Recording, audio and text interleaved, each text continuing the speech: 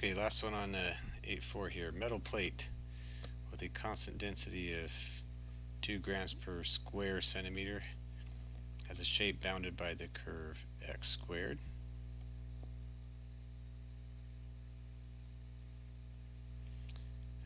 The x-axis, which is bottom here, and 1, x equal 1.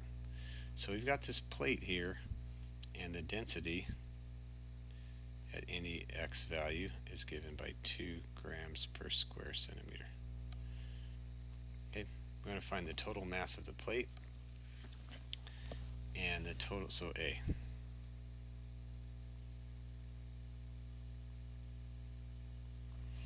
Total mass of the plate is, well, how should you look at that? What do I know about this? The density at any given value of x is 2, so the density of a very small strip is going to be 2 grams per centimeter. That's the density, but the mass is going to be the density times the area of that guy. Well, what's the height of this? It's x squared, because it goes up to this. That's our function value. So, I'm sorry, I wrote total mass. I meant to write mass of the slice. So the mass of the slice is equal to the density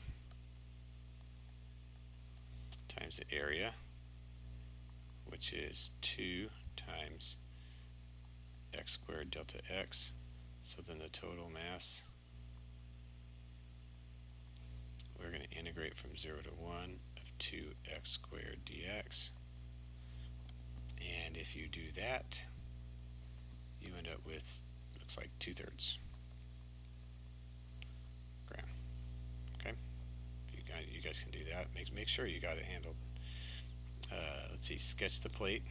Did that, and decide on the basis of the shape whether x bar, the center of mass, is greater than 1/2. Well, if this is 1/2, say, then I think the center of mass is going to be over here a little bit, because remember, the center of mass is the balance point. Okay, and we got a lot more weight up here than we do on this side. So, B, center of mass, well, I think it's greater than 1/2. Find x bar. Well, we know what x bar is. We have 0 to 1. We have to sum the moments over the sum of the mass. And the sum of the moments is given by x. And then the mass, delta x, times x squared, that's the mass, dx, over the total mass. Okay, which we just did up here, delta x times x squared dx. So I don't have to do the bottom since I just did it right here. So I got the integral from 0 to 1 of x cubed times 2, I'll write it 2x cubed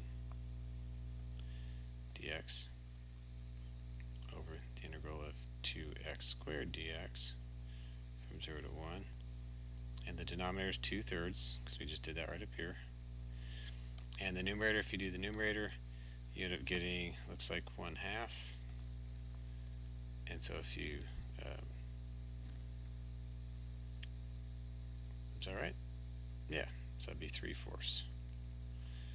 So 3/4 is the center of mass, which is right here. Okay, so that would be delta x, or delta, not delta x, delta, my fulcrum, sorry. It's getting late. Okay, so questions on that? This is the same formula that we use for, well, for point masses, but this is for a continuous distribution of masses, or we've got a mass that's changing rather than point masses. Okay, that is it.